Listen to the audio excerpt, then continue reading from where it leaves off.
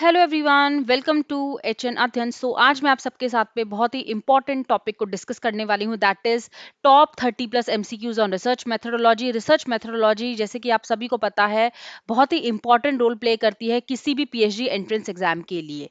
ठीक है, सो जैसे कि मैंने आपको बताया इलाहाबाद यूनिवर्सिटी का एंट्रेंस फॉर्म आ चुका है, ऑलरेडी इसके ऊपर वीडियो जा चुकी है, तो आप चेकआउट भी कर सकते हैं। ठीक है, इसकी वीडियो का लिंक जो है इलाहाबाद यूनिवर्सिटी का जो मैंने एंट्रेंस एग्जाम का आपको बताया था, फॉर्म सबमिशन एंड ऑल, उसका मैं लिंक आपको डिस्क्रिप्शन में दे दूंगी ताकि आप उसको एक बार वॉच कर लें और टाइम से पहले पहले अपना फॉर्म को फिलअप कर लें। ठीक है, सो ये सभी के लिए है, चाहे जिनका नेट हुआ है, जिनका नेट हो गया है, जिनका नेट हो गया है बेसिकली उनके लिए तो यहाँ पर एंट्रेंस एग्जाम एग्जिम्ट है।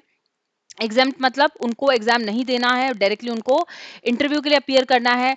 अगर मैं बात करती हूँ उन स्टूडेंट्स का जिनका नेट क्वालिफाई नहीं है, तो उनके लिए ये एंट्रेंस एग्जाम होगा जिसमें आपका जो पेपर 1 है, दो पेपर्स में भाग दिया गया है, मतलब वेरीफाई किया गया है। ठीक है, तो पहला आ जाता है रिसर्च मेथोडोलॉजी और दूसरा आ जाता है आपका आपका जो स्पेशलाइजेशन सब्जेक्ट है उससे क्वेश्चंस।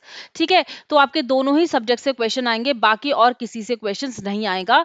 तो सबसे पहले आपको रिसर्च मेथोडोलॉजी को कंप्लीटली अच्छे से समझना होगा, क्योंकि ये बहुत वास्ट टॉपिक है और इससे जो क्वेश्चंस आते हैं थोड़ा सा आपका कॉन्सेप्चुअल क्वेश्चंस आते हैं, थोड़े कॉन्सेप्ट को लेकर क्वेश्चंस आते हैं, थोड़ा टफ क्वेश्चंस आते हैं, तो इसीलिए ये क्वेश्चंस को करना आपके लिए बहुत ज़रूरी है।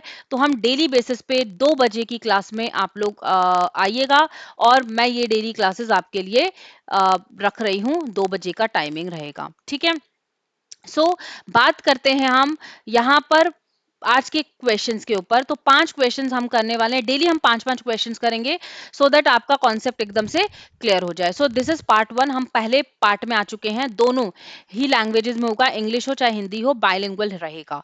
जैसे कि आप सभी यहाँ पे स्क्रीन पे देख सकते हैं, पीएचडी एंट्रेंस टेस्ट का हमने एक बैच स्टार्ट किया है, जस्ट अभी स्टार्ट किया है, 2-4 दिन हुए हैं। आप यहाँ पर सब्सक्रिप्शन को ले सकते हैं, बिल्कुल नामात्र 199 का है। ठीक है, मतलब सिंपली आप बता दीजिए 200 रुपए का आपको यहाँ पर पीएचडी एंट्रेंस टेस्ट बैच रखा गया है आप लोगों के लिए अफोर्डेबल प्राइजेस में, सो दैट सभी स्टूडेंट्स इसको अफोर्ड कर पाएं और सभी इसको ले पाएं, क्योंकि रिसर्च बहुत इंपॉर्टेंट रोल प्ले करता है पीएचडी के लिए। तो रिसर्च को कंप्लीट करना बहुत ज्यादा जरूरी है। कुछ पार्ट्स मैं भी आपको कराने वाली हूँ रिसर्च मेथोडोलॉजी में, तो आप भी यहाँ पर एंट्रेंस एग्जाम बैच को ले सकते हैं। पीएचडी एंट्रेंस एग्जाम बैच के लिए आप अप्लाई कर सकते हैं और एनरोल कर सकते हैं, बिकॉज यहाँ पर जोरों शोरों से स्टूडेंट्स पार्टिसिपेट कर रहे हैं और सब्सक्रिप्शन को बाय कर रहे हैं, क्योंकि जितनी जल्दी स्टूडेंट्स होंगे उतनी जल्दी हम यहाँ पर रिसर्च मेथोडोलॉजी की क्लासेस स्टार्ट करने वाले हैं। क्लासेस दोनों ही लैंग्वेजेस में होंगी, हिंदी और इंग्लिश। क्लास नोट्स आपको मिलेंगे, बैचेस आपको प्रॉपर मिलेगा, टेस्ट आपके लिए होंगे, तो आपके लिए बहुत ईजी हो जाएगा ये रिसर्च मेथोडोलॉजी का कॉन्सेप्ट और प्रॉपर पूरा आपका जो कंटेंट है तैयार करने में। ठीक है, यहाँ पर आप देख लीजिए और भी बैचेस ऑनगोइंग चल रहे हैं, हमारे यूजीसी नेट पेपर 1 के बैचेस भी चल रहे हैं। योद्धा बैच आप देख लीजिए, 3 in 1 बैच है, इसमें पेपर 1 एंड पेपर 2 सब कुछ आपको कंप्लीट कराया जाएगा।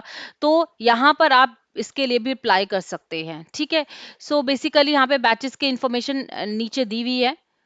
साथ ही साथ अभी यहाँ पर एक और बैच लाइव हुआ है, जिसमें मैं सिर्फ और सिर्फ मैं ही आपको यहाँ पर कंटेंट प्रोवाइड करने वाली हूँ, क्लासेस आप लोगों की लेने वाली हूँ पेपर 1 के लिए।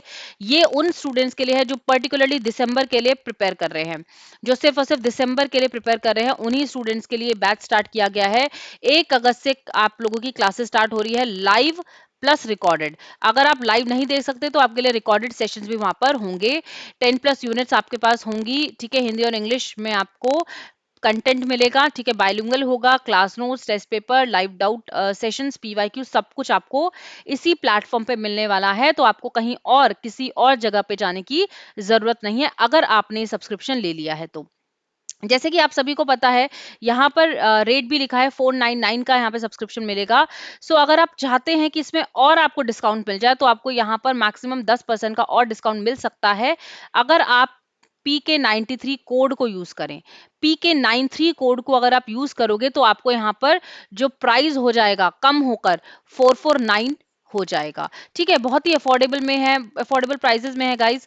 आप लोग इसको बाय करिए सो दैट हम जल्दी से जल्दी बहुत सारे स्टूडेंट्स के साथ कनेक्ट हो पाए और हमारा जो बैच है वो बहुत ज्यादा स्टूडेंट्स के साथ हो और मजा भी आए क्लास में। ठीक है, चलिए स्टार्ट करते हैं, पहला क्वेश्चन स्टार्ट करते हैं पहले क्वेश्चन के साथ।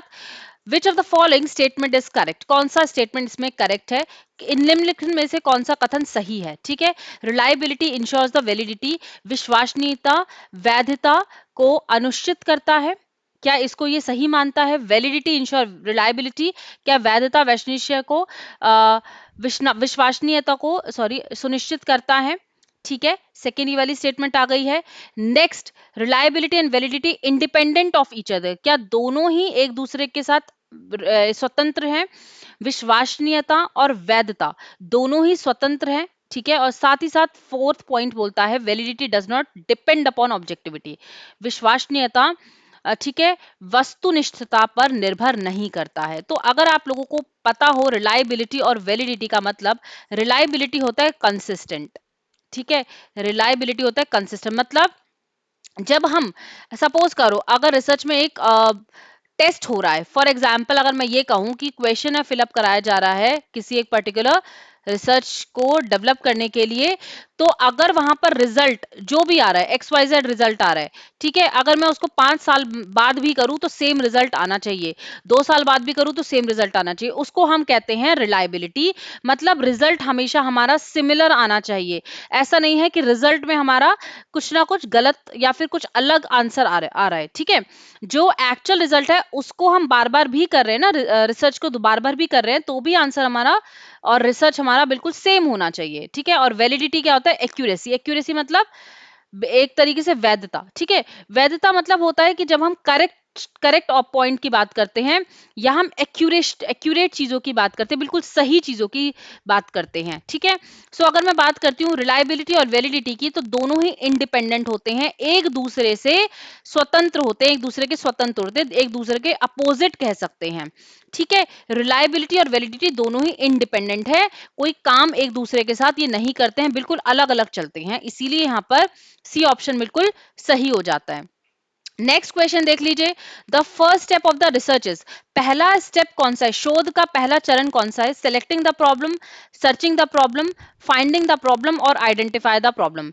समस्या का चयन करना, समस्या का खोज करना, समस्या का पता लगाना या समस्या का पहचान करना। सो अगर आप ध्यान से देखें, पहला स्टेप जो होता है, हम हमेशा क्या करते हैं, प्रॉब्लम को आइडेंटिफाई करते हैं, प्रॉब्लम को पहचानते हैं, उसके बाद आपके लिटरेचर रिव्यू होता है, हाइपोथेसिस हम बनाते हैं, डेटा कलेक्ट पहले डिजाइनिंग होता है, फिर उसके बाद डेटा कलेक्शन मेथड होता है, फिर एनालिसिस होता है, फिर धीरे धीरे हम स्टेप बाय स्टेप पे चलते हैं।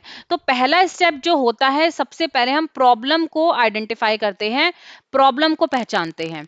तीसरा क्वेश्चन आप सभी यहां पर देख सकते हैं, third question, research can not be conducted by a person who, can be conducted by a person who मतलब अनुसंधान जो है उस व्यक्ति द्वारा किया जाता है जो होल्ड करता है पोस्ट ग्रेजुएट डिग्री को, ठीक है, क्या जिसके पास डिग्री है, ठीक है, या फिर जिसने रिसर्च मेथोडोलॉजी पढ़ा है, जिसने अनुसंधान पद्धति का अध्ययन किया है, ठीक है, possesses thinking and reasoning ability, क्या जिसके पास सोचने और तर्क करने की क्षमता है, या फिर जो हार्ड वर्किंग है, जो परिश्रम करता है, कठिन परिश्रम करता है। तो अगर मैं बात करती हूँ रिसर्च को कंडक्ट करने के लिए, तो वो एक पर्सन तभी कर पाएगा जब उसके पास रिसर्च मेथोडोलॉजी की नॉलेज होगी, ठीक है, जिसके पास नॉलेज होगी, जिसके पास अनुसंधान की पद्धति होगी, ताकि वो इजीली फिर मेथोडोलॉजी में रिसर्च कर पाए। ठीक है, next question is fourth question, research can be classified as, research के बहुत सारे टाइप्स होते हैं जो हम आगे क्लासेस में करेंगे, यूट्यूब सेशंस में ही आपको मैं कराने वाली हूँ, डेली जो क्लासेस होंगी 2 बजे वाले सेशन में।